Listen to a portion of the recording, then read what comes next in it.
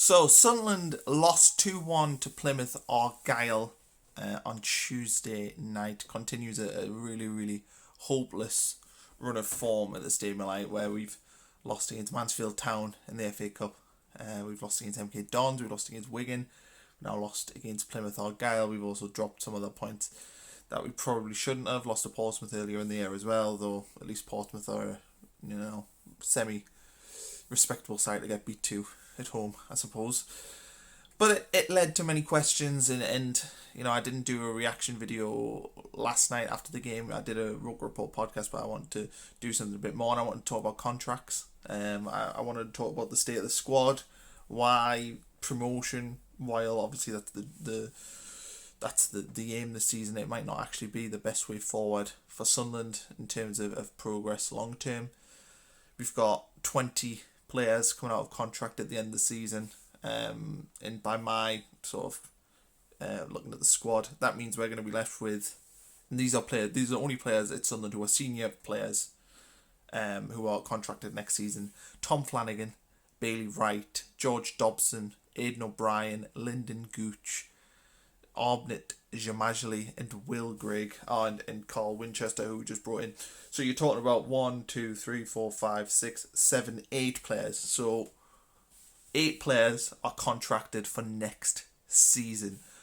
That means that there's a lot of players that are coming out of contract. I'll go through them quickly now.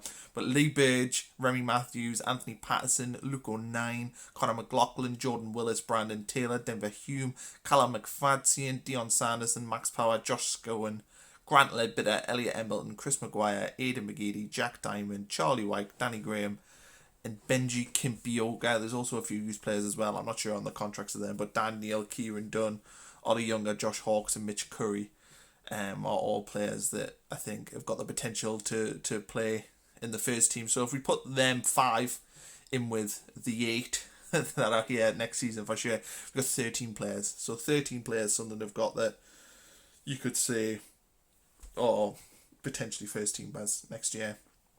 We're also without a goalkeeper, for that matter.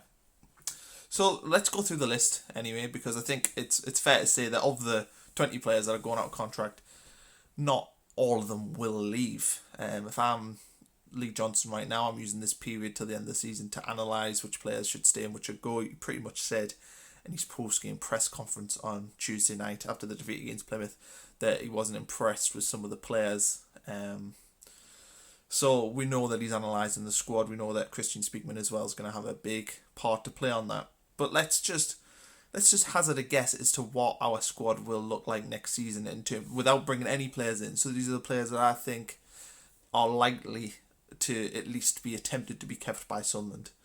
And I'll also go through the ones who are going to go. So Lee Burge, I think that I wouldn't be disappointed if he stayed. I wouldn't be surprised if Sunderland did keep him. If anything else, he's good backup. If we brought in another number 1, he did a good job under John McLaughlin last season, being that number 2, and he's good enough for this level, I'd say. Yes, he's got a few kinks, but I don't mind him, so I would think Sunderland would try and keep him. Remy Matthews, you may as well get rid of him. He's a Phil Parkinson player. He's made mistakes since he's came in. I've not been overly impressed. Anthony Patterson, young keeper coming through. I think Sunderland should have probably had him out on loan by this point. I don't know why we won't even try and give him a little run in the first team. But it is what it is. He's not even the cup keeper at this point. I would try and keep him, but I wouldn't be surprised if he wanted to go. Luke O'Nien, he's a player I think that we haven't actually seen under Lee Johnson because of injury. Sunderland should try and keep him. He's a player with value. I think he's a sellable asset. And if he did stress a desire to leave, you probably could get, maybe £1 million for him. He's done well since coming to Sunderland, so I would say Sunderland will try and keep him. Conor McLaughlin, I don't actually mind him as a player, but I don't see him staying. He's probably on a decent wage as well since we got him from Millwall a couple of years ago. Jordan Willis, he's a player that we need to keep at all costs. He's a bit injury prone at the minute, but I don't think that pitch helped him last night when he went off injured. So Jordan Willis, he's a player that I think Sunderland should try to keep. Brandon Taylor, he's just a player again that we've wasted the potential of, not giving him enough game time. I would probably say that it's likely that he will leave.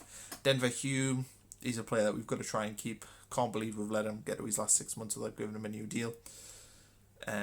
I actually thought he had longer on his contract because I remember doing an interview with him about signing a new contract, but apparently that was just a 1-year extension. So Denver Hume is the one we have to go out all out to try and keep. Callum McFadzean, I don't think the club particularly want to keep him right now anyway. I heard that apparently if it wasn't for Denver Hume picking up an injury, he would have been gone already. So Callum McFadzean, I would expect to leave. Dion Sanderson, well, he's alone, so can't expect him to say. Max Power, he's done okay for us over the last few years, but is he good enough at this point? Maybe not. Maybe we need fresh ideas. Would I be against him staying? Maybe not, but I don't know if that's the way forward for us to keep players like Max Power. And there's nothing against him because I think he's a decent player. I think he wears his heart on his sleeve. He hasn't let us down in terms of effort ever. But I wouldn't be surprised if Max Power went. Josh Scowen, again, he's a player that I really, really want to like, and there's times where I do think he's decent, but more often than not, I suspect that he's just not been great. But he's a Lee Johnson player. I wouldn't be surprised to see him stay, but personally I wouldn't mind seeing him leave, probably because he's on a pretty good wage as well. Grant Ledbetter, he's a player that I think we should probably try to keep, largely because he knows the club and he's got a bit of experience, but maybe he wants to go into a coaching role. But I know for a fact as well that he wants to play in Portugal at some point. He's got a house there, so I wouldn't be surprised if he left in the summer. Elliot Embleton, he's a player we've got to try and keep because he's a young player. He's clearly got talent. We just need to get that talent out of him. So I would say we'd try and keep Elliot Embleton, but I wouldn't be surprised again if he went because he's not really been given the opportunities at Sunderland over the last few years, despite his pretty good pedigree, playing as an England youth international, and he had a really good loan spell at Grimsby. And to be honest, he hasn't particularly been given much of a fair crack anyway, in my opinion, at Sunderland. Chris Maguire, it's a difficult one with Chris because, if you ask me this in a month, it might be a totally different answer because he's very hot and cold. At the minute, he's going through a very, very cold spell, and I would personally get rid of him. He's also heading into his 30s now, and I don't see him particularly improving as a footballer at this point. So we know what we've got there. Can we improve on that? I would guess we probably can get maybe a more consistent player of less talent, which will be more useful than having a player that maybe every once in a while wins you a game, but largely is ineffective. Aidan McGeady, I think he's probably gone. While I like Aidan, I just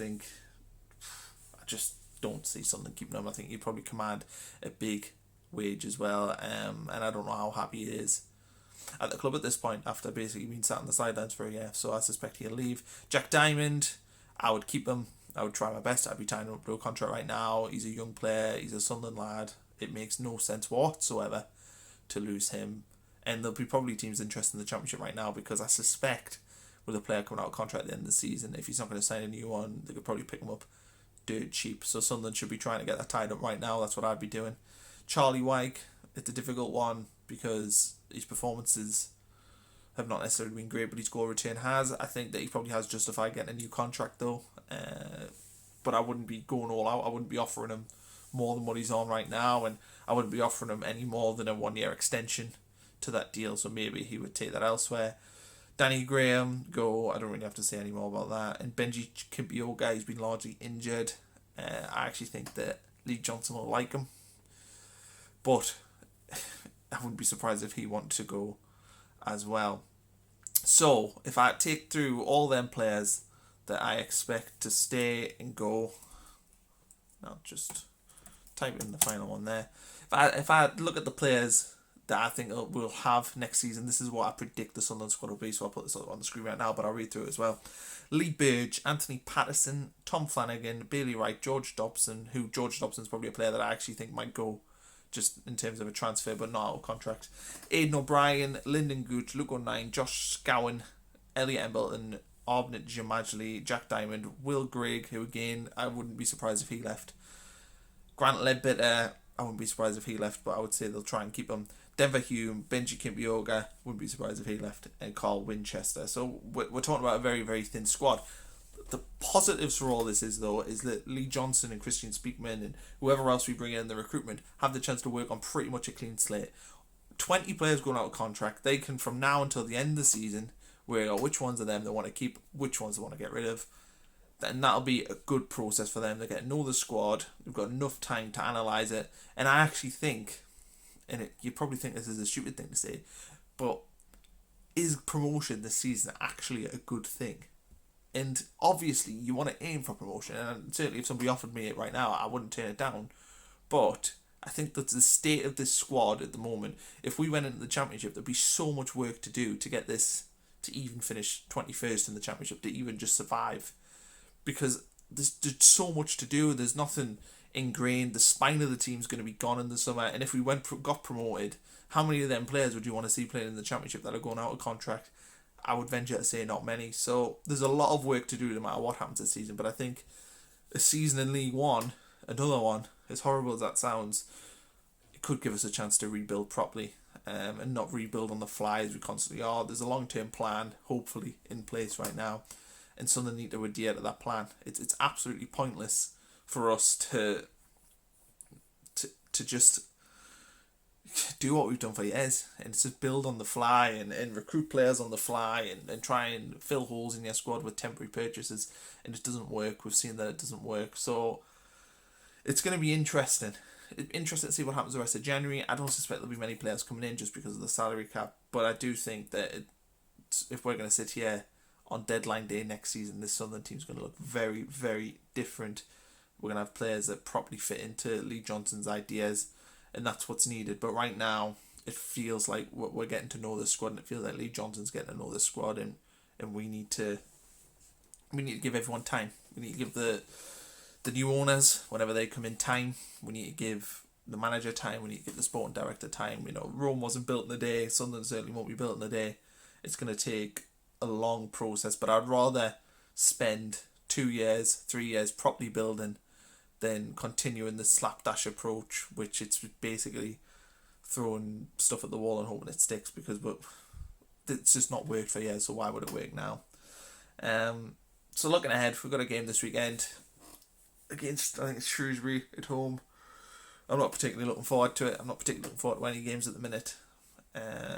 You just got to hope we kind of can pick up some momentum and win some games, because that's what we're hoping for as fans. We've got to hope that we can manage to pull up that league table a little bit. It's embarrassing sitting where we are. It's embarrassing losing at home to Plymouth Argyle, MK Dons, Wigan, Mansfield Town. It is embarrassing. Sunderland shouldn't be losing them. And you see in the local press as well, not so much the local press, but the national press, and it's all about Newcastle and Steve Bruce. That's what you hear about North East football.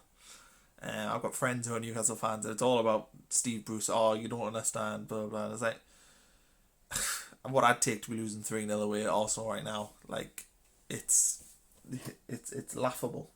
It's laughable where we've fallen as a football club, and we need to improve. We need to improve quick. Well, we need to improve, but we need to make sure we're improving right. It's not necessarily quickly, but it's just doing it right.